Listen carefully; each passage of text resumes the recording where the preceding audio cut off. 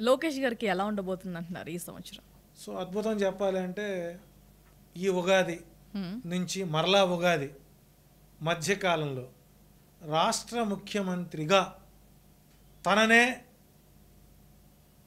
చెయ్యాలి అనేటువంటి సత్ ఆచరణ ప్రచారం ప్రభావం ఆయనకి ముఖ్యమంత్రిగా ఎదగడానికి అవకాశాలు ఎక్కువ ఉన్నాయి.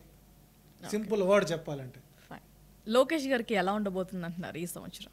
సో అద్భుతం చెప్పాలంటే ఈ ఉగాది నుంచి మరలా ఉగాది మధ్యకాలంలో రాష్ట్ర ముఖ్యమంత్రిగా తననే